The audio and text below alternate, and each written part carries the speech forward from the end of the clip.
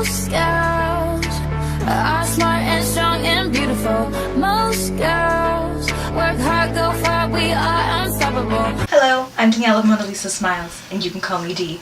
You're watching Curvy Chronicles. This week on Curvy Chronicles, we're going to be talking about why steel boning is essential for the curvy consumer. It really comes down to the level of support you're looking to get out of your corset. First of all, it's important to understand that there are two different types of boning most commonly used when making corsets: plastic boning and steel boning. Now, plastic boning very easily bends and breaks over time.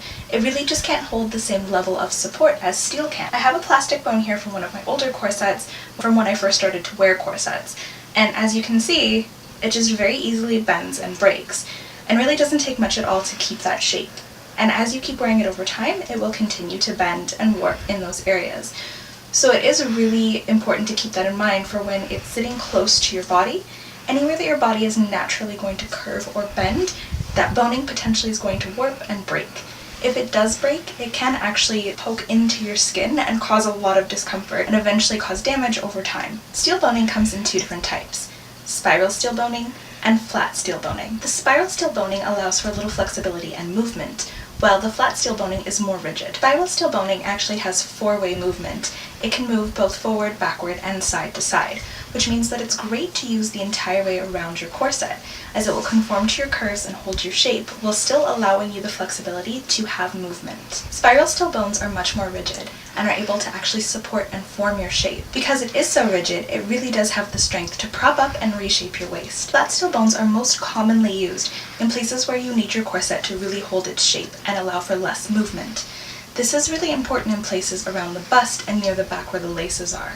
This will help to hold things in place and keep them firm without shifting around, which is important when you're trying to reshape your waist and start to do waist training. Any side-to-side movement that you would get if they didn't use flat steel boning is detrimental to your corset shape and durability.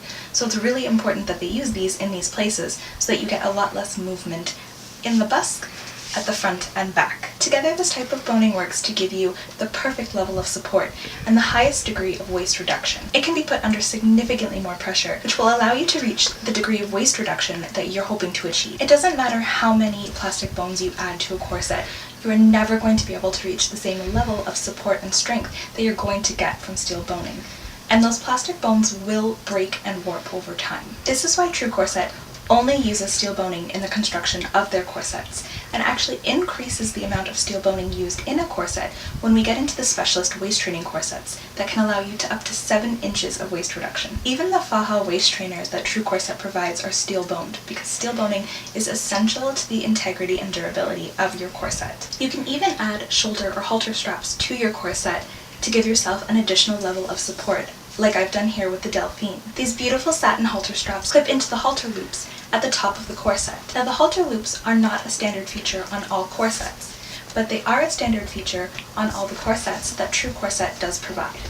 This is especially helpful if you're curvier up top and want to help lift and support your bust. This will also give your corset a fun extra detail and give you a slightly different look for your corset. I'll link both the Delphine Corset and the halter straps in the description box down below. Let us know in the comment section if you've ever had a corset with plastic boning bend and warp.